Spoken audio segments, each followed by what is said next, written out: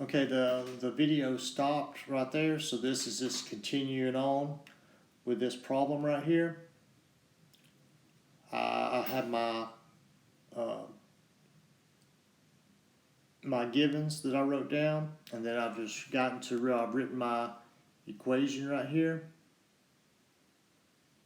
I said my M1 was 4,000 kilograms, my V1I was 40 meters per second, my M2 was 3,000 kilograms, and V2I was negative 60 meters per second, and I'm looking for VF, that's my unknown.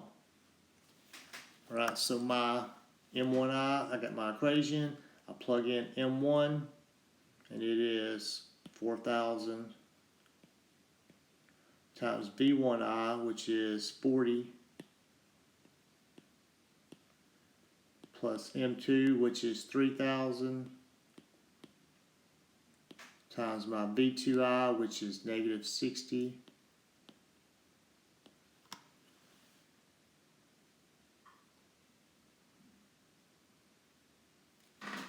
and then of course my equation, I write VF, and that equals M1, which is 4,000, plus my M2, which is 3,000, times VF, my unknown.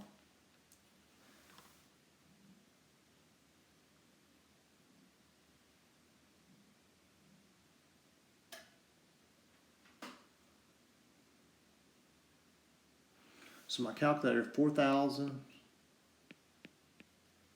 times 40 is 160,000.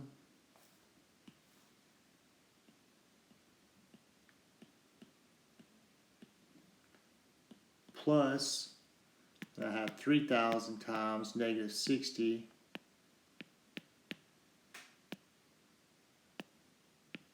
equals 180,000, but that's going to be negative.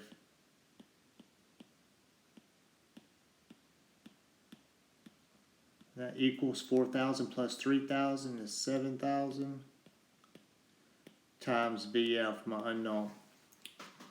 So I add the left side of the equation, 160,000 plus negative 180,000 gives me negative 20,000. And that equals 7,000 times VF. Now to solve for VF, I need to divide both sides by 7,000.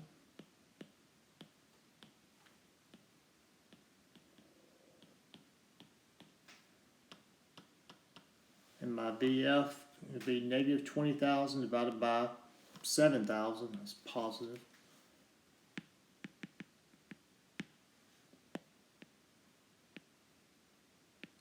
$20,000 divided by 7,000 equals, and I get 2.8571 on around 2 decimal places. That would be 2.86, and it's going to be negative.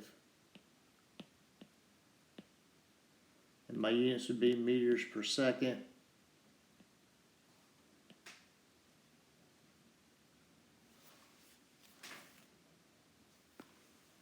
And if I look at this,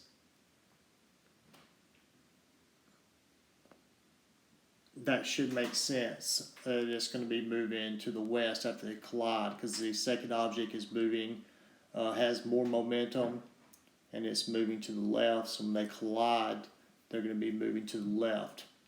So you can always kind of look back at the situation and see if your answer makes sense. And this is how you do inelastic collisions. Now, remember, elastic collisions is when they do not move, stick together, and they have different final velocities. And then inelastic is they stick together and their final velocity is the same. So always read the problem, and it always says something about them sticking together or a combined mass, so you'll know the difference and know which equation to use. And I would encourage you to always draw your diagrams. It will help you keep everything, what is what in the problem. Now, you have a worksheet to do on these problems, and you'll have a bell ringer in a few days, and there'll be a few of these problems on our 9 weeks exam.